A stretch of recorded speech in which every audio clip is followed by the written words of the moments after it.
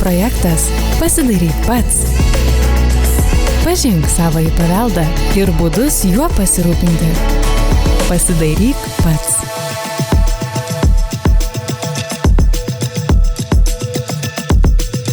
Lietaus vandens nuvedimo sistemų problemos turbūt nemeluosiu sakydama, kad yra viena dažniausiai ir labiausiai istoriniams statiniams kenkiančių problemų Lietuvoje. O išvengti jų yra labai paprasta. Tai reikia valytis vandens nuvedimo sistemą 1-2 kartus per metus. Įsivertinkite aplinką, kurioje yra jūsų pastatas. Gal aplinkui auga daugybė medžių, kurie tikrai rudenį mes daug lapų. Gal stogo danga sueižėjusios čerpės ar skiedros, kas ilgainiui dūla ir taip pat viskas susirenka į lietlovį. Tai esant tokiom situacijom gali tekti valyti ir dažniau, 3-4 kartus per sezoną. Apsižiūrėjom, žinome kokia mūsų situacija, kiek darbo laukia. Sekantis žingsnis būtų pasiruošti priemones ir įrankius.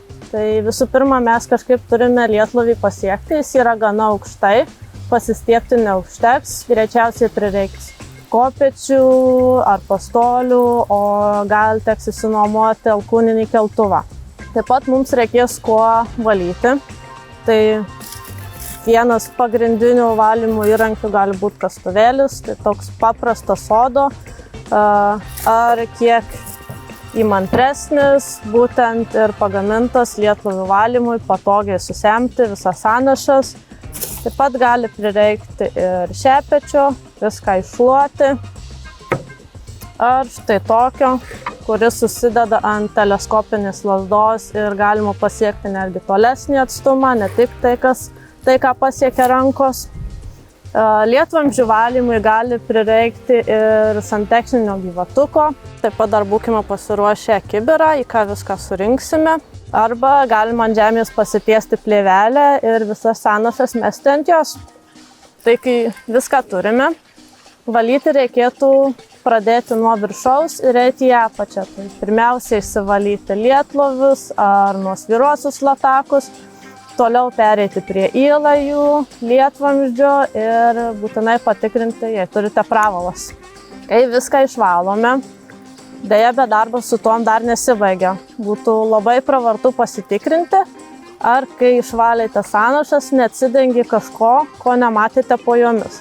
Tai gali būti prarūdijimai, gali būti išsiplėtę mazgai, sandūros įvairios, ar lietlovis išsprogdintas ir kol jis buvo išsikimšęs, nematėte, kad ten varva.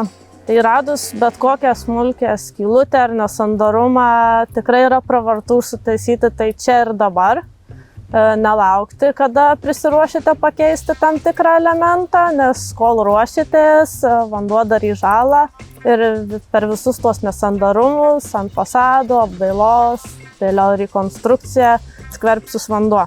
Taip pat dar reikėtų patikrinti, ar nuolydžiai yra geri, ar vanduo kažkur nestovi, ar sistema tikrai gerai veikia. Tai galima padaryti paprasčiausiai pilant vandenį, ar iš kibiro, ar iš žarnos. Visos priemonės pateisina norimą pasiekti tikslą. Taigi viską patikriname, išvalėme, atrodo darbas baigtas. Tačiau nepamirškite tai daryti reguliariai. Tiek pavasarį po įšalo, kai jau viskas nutirpsta, tiek rudenį, kai medžiai jau numeta lapus. Pripasakoju visko, ką daryti, o dabar ko reikėtų vengti. Visi norime darbą atlikti greitai ir lapų pūstuvai ant žemės atrodo tikrai veiksminga priemonė, tačiau šlapių sąnašų tikrai neišpūs. Taip pat aukšto vandens srovė irgi nederėtų valyti vandens nuvedimo sistemos, ypač senos, nes ta srovė, kurią gaus, visi sandūros gali išsiplėsti, tai pažeidimą realiai tik padidinsite. Pats geriausias valymo būdas yra tiesiog viską atlikti rankomis. Tada tikrai nieko nepažeisite, nes visi metaliniai šepečiai ar metaliniai kažkokie tai kiti antgaliai, kuo atrodo labai patogu ten link savęs pastumti tuos lapus. Lietvamzdyje palieka mikroįbrėžimus, kurie tik paspartins korozijos procesą, taip pat visai biopažaidai, samanom, sąnašom bus tik patogiau už jų užsikabinti.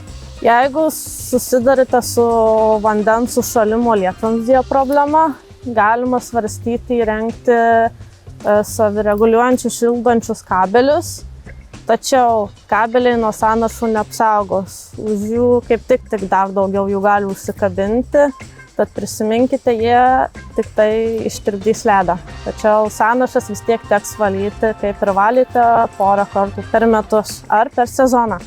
Rodos viską papasakojau, tad sėkmės darbuojantis ir valant nuvedimo sistemą.